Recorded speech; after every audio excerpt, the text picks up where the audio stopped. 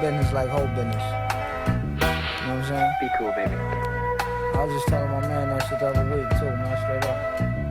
Check me out. Nah, I fuck a bitch. Check me out. Get some motherfucking Dutchess. Rep the click to the weapon click. Chef up a brick and hit the strip with the best shit.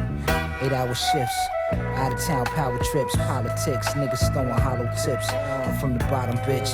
Keep it shoddy like a bottom bitch. I'm all about a dollar, might find me out with my collar flipped. Kiss the money like a sweet lover. 10 seats in the Beamer, peanut butter. The team is gutter, my skin got the green color. Queen between the covers, weed and Henny, never tea and crumpets. In the air of a slut, I whisper sweet nothings. Sip white Russians, control bitches like puppets. Mink scarf, Jamaican Kango. Do the tango on the yayo like Puff and J-Lo. Take that. Range roll, not the Laredo. I'm back, bitch, long 38. I did say that I am even dressed for the occasion.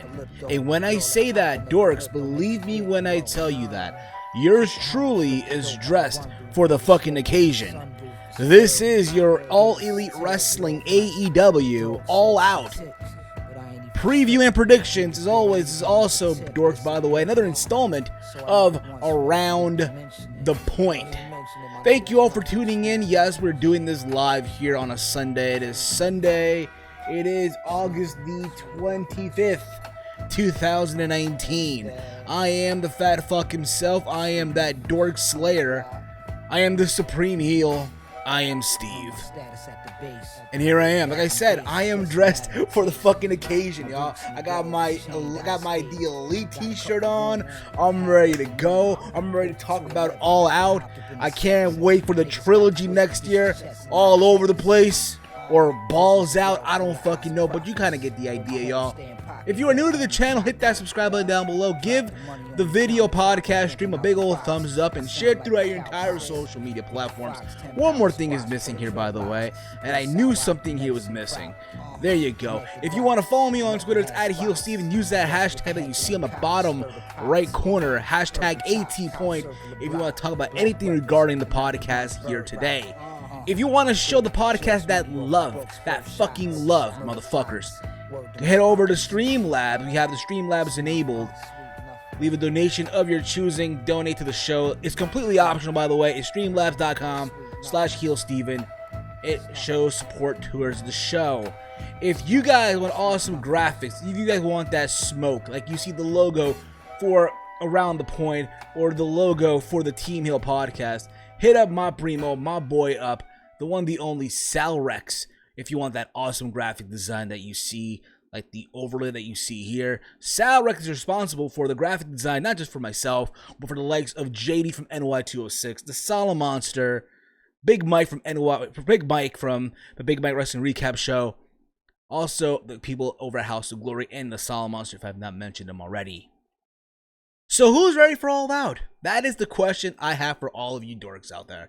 Who is excited? Who is happy for All Out? Show of hands, people. Show of hands.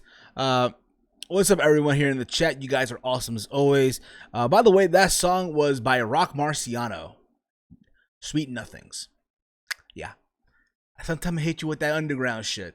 But that is indeed, guys, Around the Point. So All Out is literally going live this Saturday night. Live on pay-per-view. Live on Bleacher Report Live, and I guess on Fight TV if you're living international, shit like that. But it's going down, like I said, August 31st, 2019, from Hoffman Estates, Illinois, at the Cedar Center, but they're milking it like it's Chicago. I know somewhere out there, Michael Corvin is probably grinding his teeth whenever he hears people say Chicago, but it's not Chicago, but it's Hoffman Estates, Illinois. I have a lot of friends, believe it or not, that are going to Hoffman State or to Chicago in general for All Out weekend, and I hope all of you that are going, all my friends that are going to All Out and all that stuff, I hope you guys have a safe, first and foremost, a safe trip out there. Have a wonderful time. Enjoy it. Have fun. Chicago is a beautiful city. I've been there before, even though when I went, it was cold as shit, but it's beautiful. And I will say this, guys, if you guys, because I'm pretty sure a lot of you that are going to Chicago are going to be going for 4 days, 5 days, whatever the fuck it may be. There will be that one day where you will have a day off to yourself, where you're going to probably go into the city of Chicago. And if you do, may I recommend you guys to go to one place in Chicago for awesome food, Peruvian food that is, and awesome drinks. It's a spot called Tanta. It's in Chicago. I will tweet it out sometime after the podcast is over, after the podcast is completely over.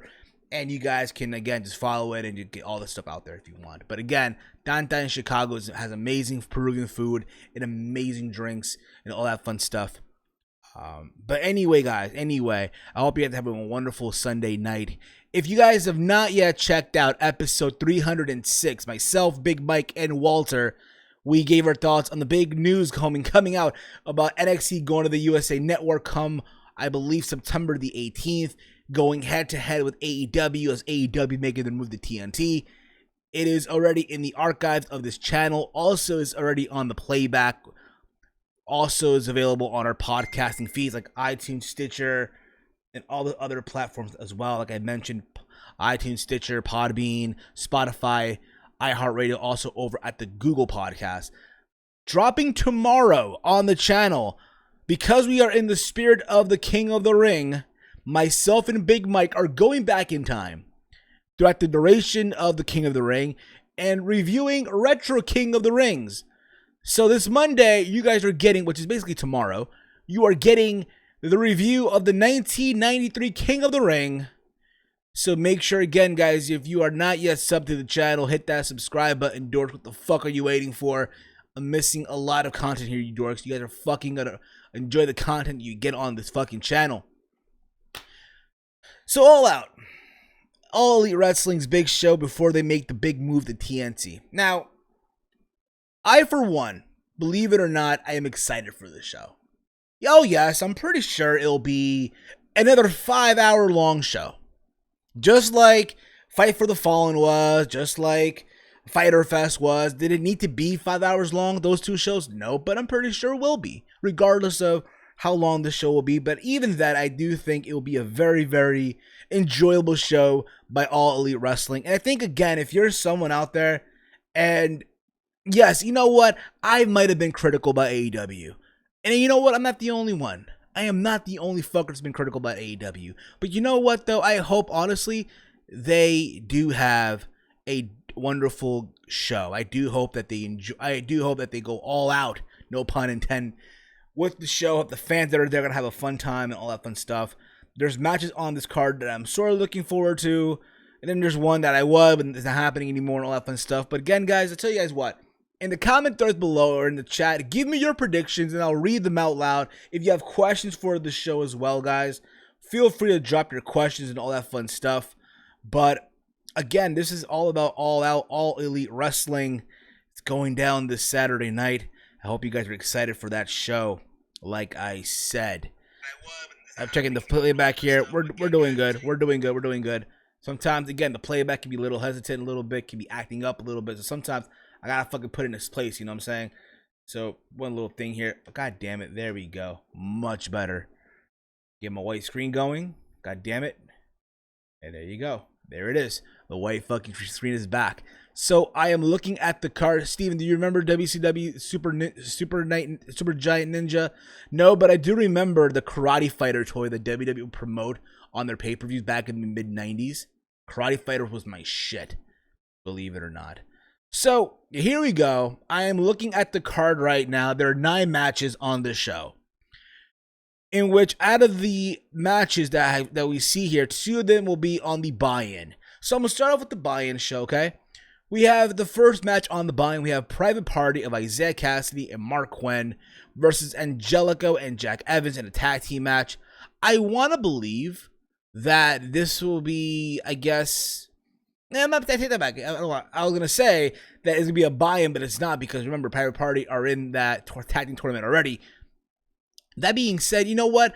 There's so much shit you can expect from this match. Expect a lot of high-fly maneuvers, a lot of flips and kicks. Expect a lot of near falls. Expect Private Party to do some crazy-ass high tag team maneuvers, just as well as Angelico and Jack Evans in their own part. It could be a really, really fun match. Be that match that can get everyone excited, especially on the kickoff show. Technically, this is what it is. That being said, I'm going to go with Private Party getting the win. Private Party does pick up the win because you got to think about this too. They are going to have a match with the Young Bucks come the second episode that they go live on TNT. So because of that, you want them to have that momentum until they get beaten again by the Young Bucks. But that being said, I'm going with Private Party getting the win.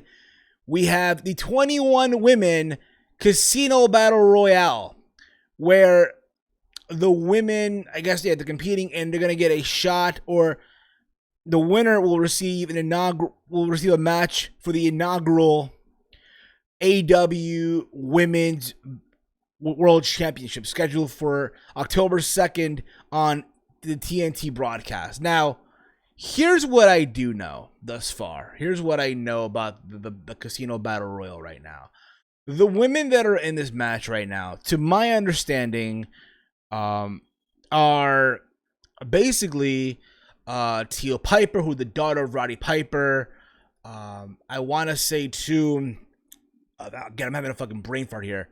I wish I had the list here. Fucking hell, I'm trying to find the list right now. AEW's Casino Battle Royale. Bear with me here, dorks. Bear with me here. I'm unprofessional. I know it is what it is. Here we go. Here we go. I'm trying to find out who are the women in the Casino Battle Royal. God damn it, pal. You got to find out, god damn it. Like I said, I did say, again, Teal Piper, I do believe as well. Sadie Gibbs has been announced as well. I'm pretty sure they'll have, here we go. I guess, here we go. The women in this match thus far, as we speak, I found the list right now, is Brandy Rhodes, Ali, Yuka Sakazaki, Britt Baker, Nyla Rose, Jazz, Eva Lee, Teal Piper, who's the daughter of Roddy Ray Piper, WWE Hall of Famer, Big Swole, who is the wife of Cedric Alexander, you may remember from the Mae Young Classic. And again, Sadie Gibbs and 11 more participants to be announced.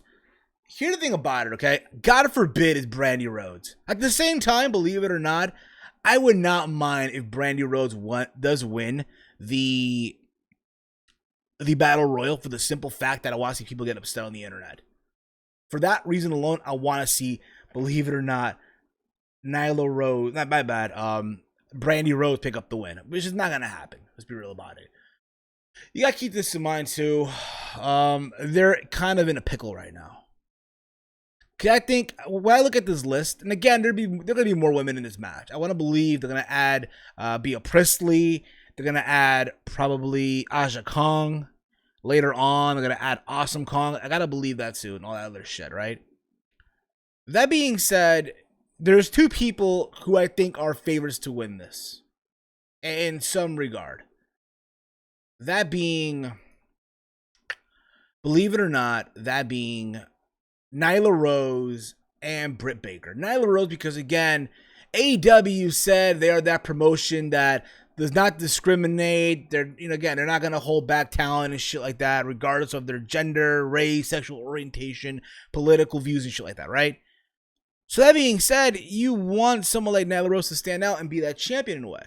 Even though, and I said this before and I'll say it again, anyone wrestling Nyla Rose is a fucking mismatch. I'm sorry, it is. It's a fucking mismatch. Okay? And before people say, oh, Steve, you're being fucked up for saying, okay, let her have a fucking shoot fight with you. And then you tell me differently. But that's around the point. The other person I see winning this and likely will win is probably Britt Baker. Britt Baker, I think about this too, have been featured on a lot of the media promoting AEW. And that being said, I'm going to go with Britt Baker. I think Britt Baker does get the win, and she does get the spot in the inaugural match. I want to believe that she will meet. If you think about it too, here's why I hope does show up as well. Believe it or not, Kylie Ray. I'm not saying she's going to win. Kylie Ray's been MIA for a while. She deleted her social media. So that being said, again, I'm going to go with Britt Baker, but in between Britt Baker and Nyla Rose. Let's see here. We also have, now we get to the main card. We have Riho versus Hikaru Shida. I hope I said the name right. Hikaru Shida, right? If I said the name wrong, I apologize, but I'm probably butchering the name. Here's my problem with this, okay? They have done a zero effort, in my opinion, in promoting these women. I get it. A lot of these women, a lot of people are not going to fucking know. I get that already. But they have done, in my opinion, believe it or not, a poor job in promoting these women, letting people know who these women are. In my humble opinion. So people are going to go into this match and wondering, who the fuck are these two? Who's Riho and Hikaru Shida? And again, if you're an AEW apologist, you're going to oh, Steve, they're great wrestlers, all the fuck you want. But I guarantee a lot of you never even watched one of their matches prior to AEW. So shut the fuck up and just take a chill pill, all right? That being said, I can give two fucks about this match. I'll probably go Riho getting the win. I want to believe they'll probably be Riho versus the winner of the Battle Royal. They haven't really announced that, but they probably will. There you go with that. We then have a triple threat match. Triple threat. We have Darby Allin versus Joey Janela versus Jimmy Havoc. What are they fighting for? I have no fucking idea. I did see the video where they had that brawl. I thought it was stupid until I saw the full video, right? Where guys from Blink-182 showed up and say, God damn, Janela, not fucking again. What the fuck, Janela, not again. Some shit like that, right? It made sense. I get it. Yeah, you had Blink-182 there. Cool. Awesome. Those fuckers have not been over since the fucking 90s, but that's besides the point, okay? A match where, again, it's a triple threat match. There'll be no disqualifications, where I'm pretty sure all of them will do some crazy fucking death-defying bullshit for no fucking reason whatsoever, but whatever. That being said, I'm going to go with my Jersey brother.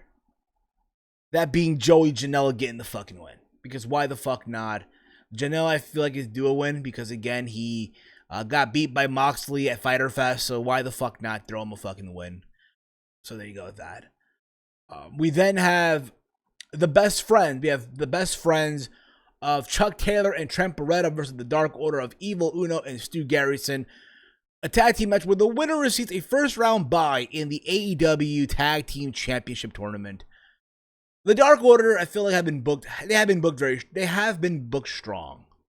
You gotta think about this too, you know, the best friend, Chuck Taylor and Trent Beretta, they do a lot of good stuff. So they say. I think overall, it'll be a fun match. All the fuck you want. Being that it's for a buy-in, you gotta think about this too. When you look at the terminology of buy-in, you think more of a heel. That being said, I think the Dark Order will still get the win. Because you want the best friends to fight for that spot. I think eventually they'll be in that tournament. I think the best friends will go far. Maybe the semifinals at best, or maybe the finale, but we'll fucking see. That being said, I'm going with the Dark Order to get in the W here. And they'll probably have all their fucking little minions and shit like that outside the ring and stuff like that. Take a little sip of this water. Water break, y'all.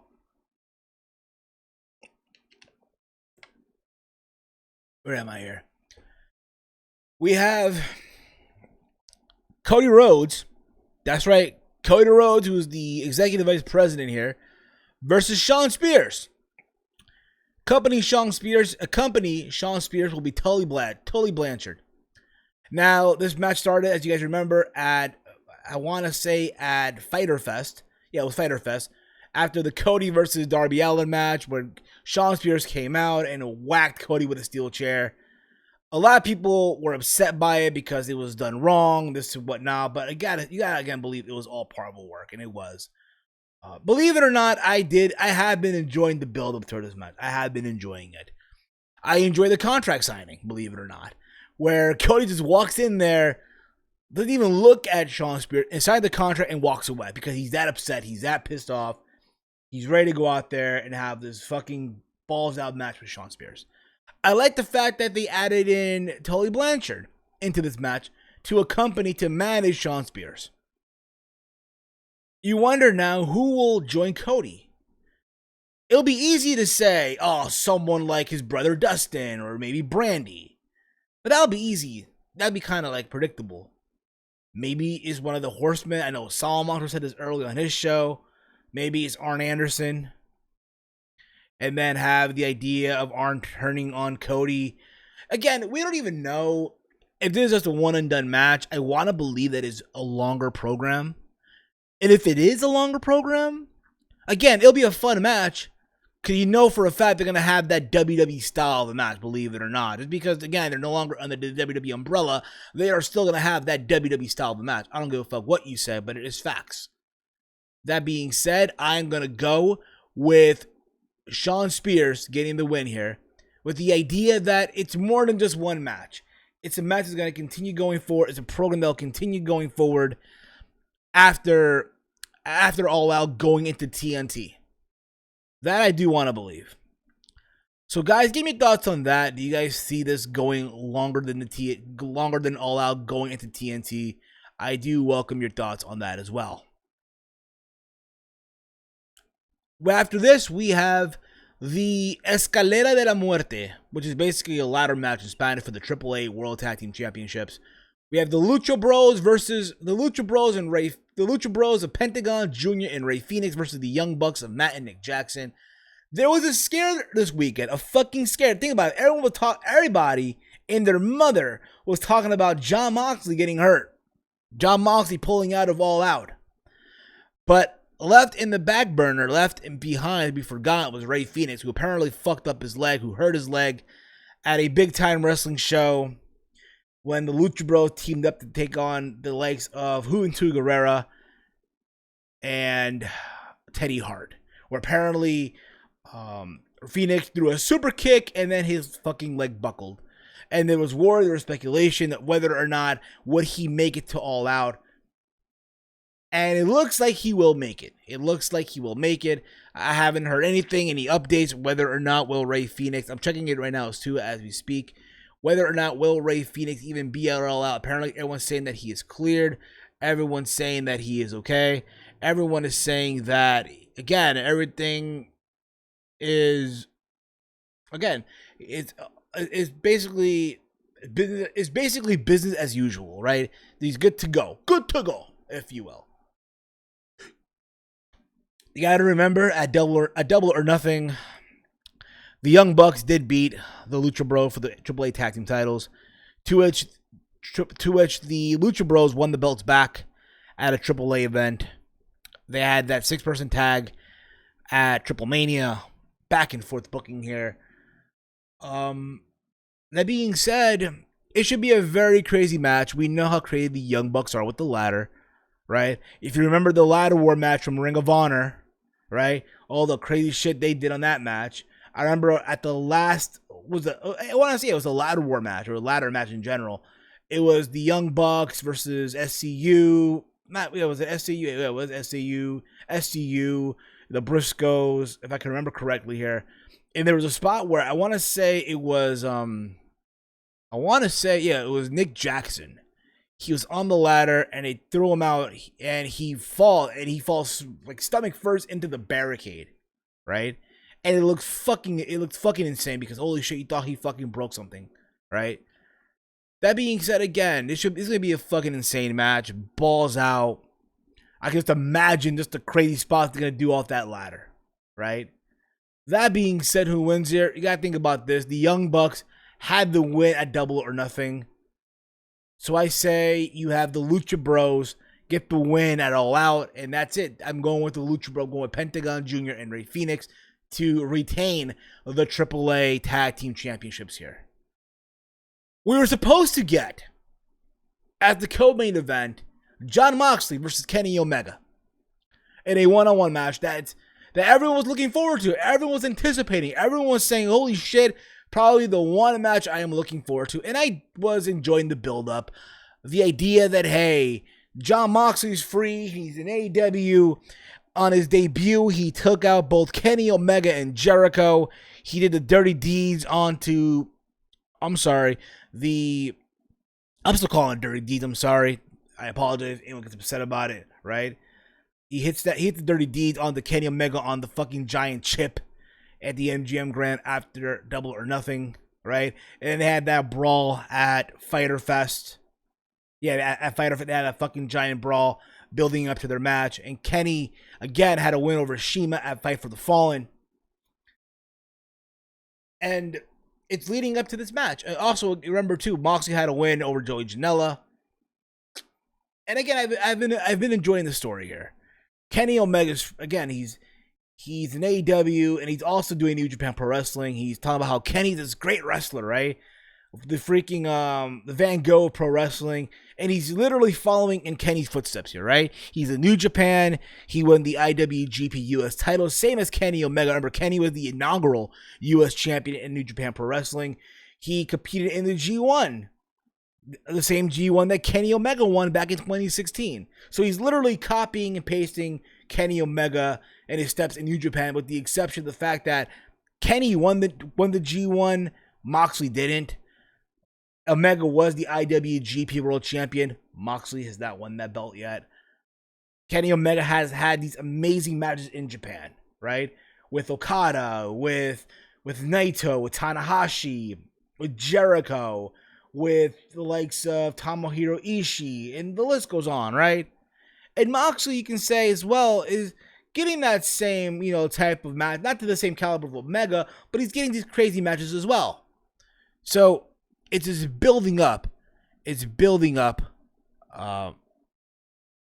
to this match. And everyone, again, was looking forward to the match until, unfortunately, it was announced this past Friday that Jon Moxley will not be competing at All Out because of a MRSA infection in his elbow. Now, Kenny Omega did do a video. He ended up doing a video talking about, it was a video hyping up the match until he got interrupted. Apparently, the full video will be up on this week's episode of Being the Elite, which will be tomorrow. So, how does AEW respond with all of this, right? On the fly, they hit up Pac. Pac, who was originally scheduled to face Hangman Page at Double or Nothing, but wasn't able to because Pac at the time was the current Dragon Gate, Dream Gate champion, or Open the Gate champion, one or the other, right? And because he was champion in Dragon Gate, he could not lose a match. So because of a booking reason, they had to cancel the match. And now that Pac is no longer this champion in Dragon Gate, he can lose matches now. And not for nothing, I am more intrigued with the idea that Pac is facing Kenny Omega now than Omega versus Moxley. I just am. I don't know why, but I am. It has that feel of a best of the Super Juniors match written all over it. They're going to tear it up. They're going to go all out, balls out, V-triggers, super kicks, the black arrow, you name it. All the near falls and shit like that. It's going to be fucking amazing. That being said, I say Kenny Omega does get the win. And you know what? The Jon Moxley match, I do feel like we'll get it once they're on TNT. Patience is a virtue. Believe it or not, people. I know it sucks, but again, guys, we just have to wait a little longer, but it'll be well worth it once Jon Moxley makes a comeback and we have the match. We then get the fucking main event. The main event of the evening. You never know. Steven versus Omega. Nah, bro, I can't. In a cook-off, I would destroy Kenny Omega in a cook-off. But that's around the point. We then get the main event of the evening, which is literally, when you think about it, right, the picture of this fucking thumbnail, right? Chris Jericho versus Hangman Page to crown the first ever AEW World Champion. Listen, it's been said, not just by myself, but by a lot of people, that Hangman Page really isn't there yet. Yes, he's a good performer. Yes, the guy is good on the microphone. He can cut these good promos. I was there in House of Glory a couple of weeks ago during SummerSlam weekend. The guy comes out unannounced, gets this fucking giant ovation. People went insane. I told you guys about this lady who was behind me who had a fucking orgasm the moment Hangman Page came out. And he cut this promo talking about real cowboy shit and how, again, he's going to beat Jericho. And again, he's not bad when it comes to promos. His promos are very good. But I just think right now it's too soon. Yeah, granted, he did an interview with Jim Ross on their Road to All Out. It was episode number 7. And in the interview, he talks about how he's willing to do anything, how he has to win the match and all that stuff, right? Hinting a possible heel turn. Maybe so. But even if that, again, he's a good talent. He will be a champion one day in AEW. There's no doubt about it. It's just not right now. It's not. It's too soon. And not for nothing. And if there's one thing that you dorks should have learned from watching wrestling, there is more money in the babyface chasing the champion than him just winning the belt on the first match in. Wrestling Booking 101. That being said, I am going with Chris Jericho to win the inaugural match and become the inaugural AEW World Champion. And that, my friend, is All Out coming up this Saturday. Again, I know a lot of people that have been very, very critical about AEW. I know a lot of people that are just enjoying the ride. And if you're Conrad Thompson, holy shit, it's the end of it's the end of the golden age of podcasting. Hey, Conrad, go fuck yourself, you fat slob. That's right. And you know what it is, bro? It's very sad, bro. Like, here's the thing about it. For me, I do this shit as a hobby. This is not a job to me. YouTube is not my fucking job. The day this becomes my job is the moment that YouTube hands out a retirement plan and 401k. That's the moment this shit becomes my fucking job, all right? But when I hear this guy go on a podcast talking about how WWE is, by the way, this is the extra portion of the podcast, by the way, okay? When WWE is partnering up with Endeavor to do their own podcasting network, happening real soon, all right? Which, by the way, WWE on this matter is late as hell. They should have done this a long time ago, but hey, WWE, that's wrestling for you. Wrestling, in general, is very late when it comes to trends. If there's anything that you guys have not noticed that's what it is. And Conrad did an interview.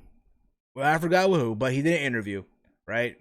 He talks about how the golden age of podcasts, wrestling podcasts, is over. It's dead. Holy shit. Basically what Conrad is trying to say is that's a slap in the face of everyone who does podcasting, wrestling podcasting in general. A slap in the face to me, slap in the face to the likes of Kayfabe, who does the Random Wrestling Podcast, who, again, will be going live momentarily. So, again, guys, after you're done watching this show, head over to his show. Amazing stuff. A slap in the face to the likes of Solomon, Joe Cronin, JD, Wrestling Soup, Don Tony, Kevin Castle. The list goes on of so many. There's a plethora of wrestling podcasters out there. And Conrad just said, fuck all of us, basically. But by that little line, it's so fucking dumb, so fucking stupid. At the end of the day, wrestling podcasting will be here forever, regardless of what show you watch, regardless of what podcaster you fucking support. But remember that, people, at the end of the fucking day. Just, again, just people just saying stupid fucking shit at the end of the fucking day, okay? Jim fucking Cornette has been in the discussion of a lot of people. Apparently, Jim Cornette got people upset. Apparently, a lot of people now feel some type of way because of what he said about Jordynne Grace. Now, Jordynne Grace, a while ago, if I can find the tweet out here, right? This was back in 2018, I believe. I want to find, here it goes. Here it goes. Here it is. So apparently, Jordynne Grace in 2018, right? On March 17, 2018, wrote a tweet out, end quote. And apparently this tweet got her so much backlash. End quote. I am 100% for calling wrestling a performance art rather than a sport. The insistence upon calling it a sport is really holding wrestling back, in my opinion. Discuss with me. And people just, again, for some whatever reason, ask Jim Cornette for his opinion. All right. For example, there's a tweet here by Isis Effects. He writes here in quote, at the Jim Cornette, at the Jordynne Grace should shit in this dumb fuck's gear. I mean, performance art bag.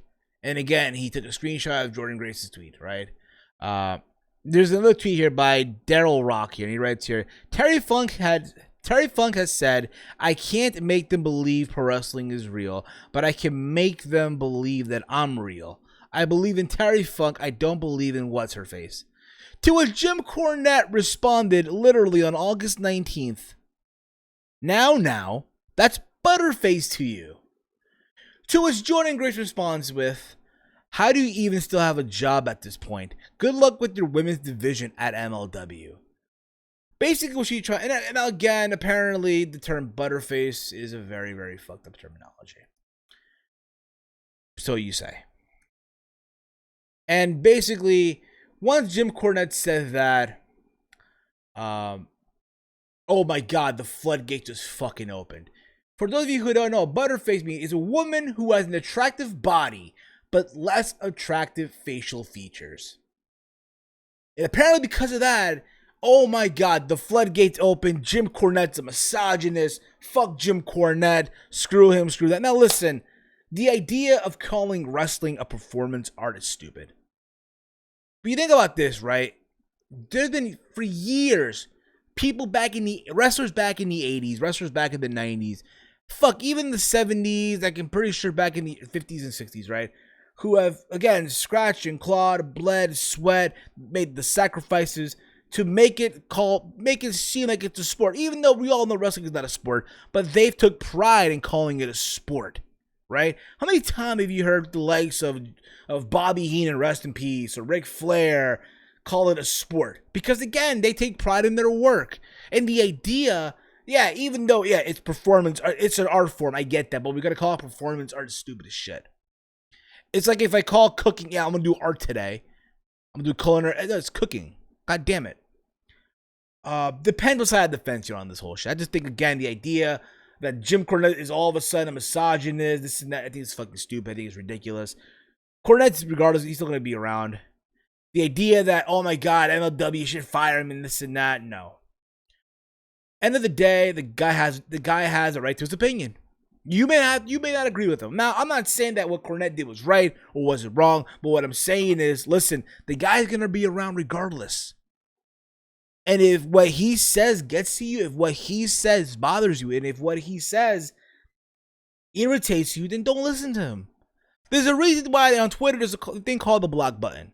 Now, don't get me wrong. I guarantee you, everyone that's calling him out, that's shitting on him, are going to be the same ones that will suck his dick the moment he shits on TNA. Or the moment that some stupid shit happens. I don't know. I don't know. Sonny Kiss does a fucking lap dance in the middle of the fucking ring. I'm just saying. I'm not saying that happened or not. But that being said, I think Jordynne Grace is an awesome wrestler. Or I'm sorry, performance artist, if you will. Whatever the fuck you want to call it. She's not that bad at all. I want to believe that once her Impact deal is done, she'll probably be balanced at NXT or AEW. Likely AEW. That's pretty much what I have for you guys this week. And you guys have any questions, feel free to drop them in now. Fun little fact, guys. So, my dad came back from Peru a couple of weeks ago. And I just taught him how to use the aux cable in his car. And my dad is in his fucking mid-60s, okay? Keep that in mind. And what the fuck have I done? What the fuck did I just do? Seriously. My dad's blasting his salsa and shit, and it's like, bruh, you're in your fucking 60s, dude. The fuck you doing playing with the fucking aux cable? It's so hilarious. You think about it, right? People who drive using the aux cable is like a young person thing, right? The idea that some dude is in his fucking mid-60s playing with the aux cable is funny as shit. It really, really is. Hopefully this week I'm getting my car. Hopefully it does happen. I'm crossing my fingers it happens. I should be going tomorrow to Planet Honda. That's right. I'm a Honda motherfucker, just saying. We shall see. We shall see what happens with that. Tomorrow on Raw, we're going to get, I believe, Bayley versus Alexa Bliss. Also, the other matches for the King of the Ring, I believe, is going to be, if memory serves me right here, and again, I could be wrong on this shit, the other matches from the Raw side. So, let's see here. King of the Ring. Let's see here. What's the bracket looking like right now? What is the bracket looking like right now here? Right? What is the bracket looking like? So tomorrow on Raw, we're going to get Baron Corbin versus The Miz and Drew McIntyre versus Ricochet. That's tomorrow's King of the Ring. So there's that. That's basically going to be it for me, guys. I hope that you all enjoyed it. I hope that you all, again, if you're new to the channel, I hope you all hit that subscribe button down below. I hope that, again, you guys are fucking awesome as always. By the way, guys, again, by the way, if you have not yet checked out episode 306 of the TNL podcast, it's already up on the feeds on iTunes, Stitcher, Spotify, iHeart, iTunes, PODBEAN, Google Podcast. Give it a download. Give it those 5-star ratings over on iTunes. It helps out the podcast in the long run. Give it a download as well. Also, guys, we gave our thoughts on this episode. We gave our thoughts on NXT moving the USA Network, going head-to-head with AEW on TNT, the Wednesday Night Wars. Also, dropping tomorrow around 2 p.m. time, myself and Big Mike, in the spirit of the King of the Ring, we will be recapping retro King of the Ring from yesteryear. We're starting it off with the 1993 King of the Ring, and next week we'll be reviewing the 1996 King of the Ring. So all that, again, guys, if you have not yet subbed to the channel, what the fuck are you waiting for? Hit that subscribe button now. If you guys want the best graphic work, graphic designs, logos, what have you, then you guys hit up my boy, my homie, Salrex, over on Twitter at SRXGFX. Tell him that I sent you. Not only is he a graphic designer for my channel, but also does graphic design for the likes of JD from NY206, The Solid Monster, House of Glory, Big Mike from Big Mike Wrestling Recap Show, and many other people as well. Quick little update again, just by the way, my review for All Out will be on Sunday morning. Being that I have work Saturday night, I'm not getting out till 9 p.m., so I'm missing the first hour of All Out, but my review will be up Sunday morning. It'll be up Sunday afternoon, but I'm recording it Sunday morning and all that fun stuff. It'll be a premiere here on the channel on Around the Point, and I hope you all enjoy. I'll be back sometime this week. All right. That being said, guys, follow me on Twitter at HeelSteven, and ladies and gentlemen, dorks and motherflowers, I am that dork slayer. I am the supreme heel. I am Steve, and this has been another installment of Around the Point. Peace out, dorks. Pulled it to 11, you hopped up in the 7. Niggas got it twisted, this is chess and not checkers. Visions of wealth through the eyes of prophets. Or my whole stay in pocket, red bone to chocolate. Drop the money on the countertop, I'm thinking out the box.